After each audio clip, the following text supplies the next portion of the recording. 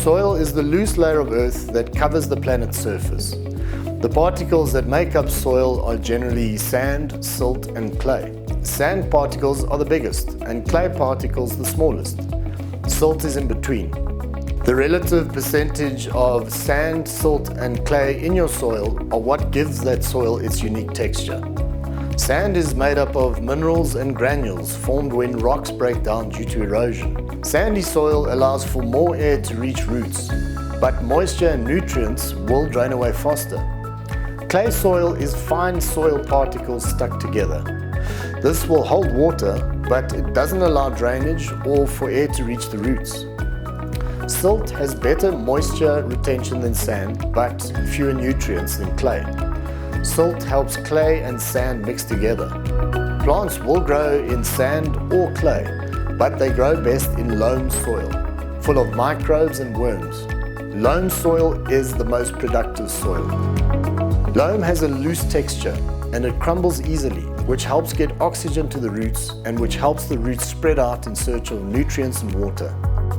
Loam holds nutrients and retains water long enough for plants to get to it, but it also drains well, so plant roots don't sit in water and rot.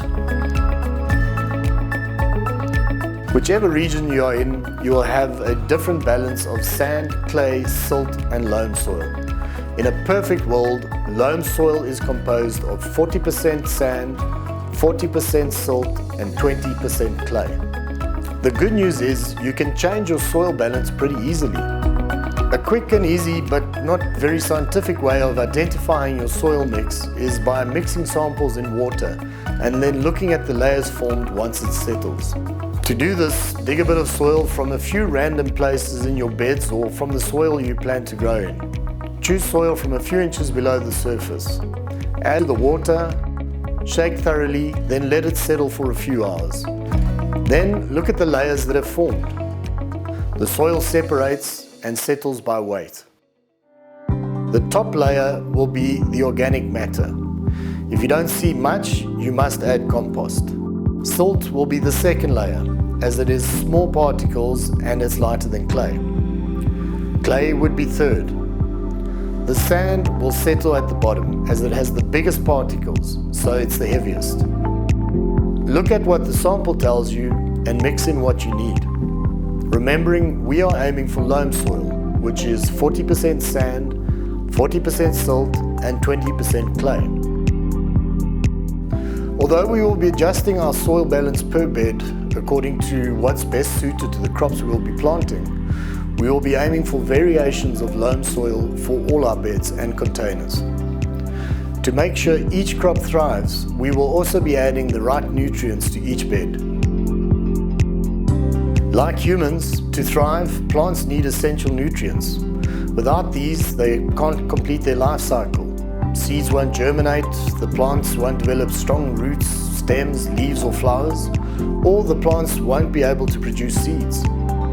But too much of a nutrient can harm, even kill plants. Plants will thrive if you give them what they need, no more and no less. When it comes to plant health, there are 16 essential nutrients, grouped according to the amount that each plant needs.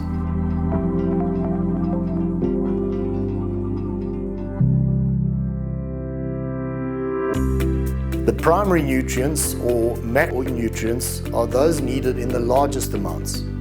These are carbon, hydrogen, nitrogen, oxygen, phosphorus, and potassium. Secondary nutrients are those usually needed in moderate amounts. These are calcium, magnesium, and sulfur. Micro or trace nutrients are only needed in small amounts.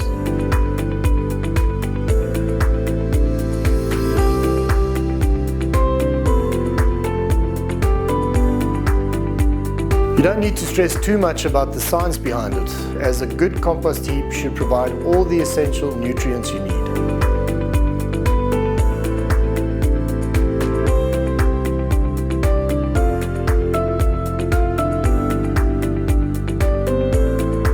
A plant can't use the organic compounds in manure or dead leaves, grass, vegetable cuttings, fruit and vegetable peels, and used coffee grounds until they are broken down.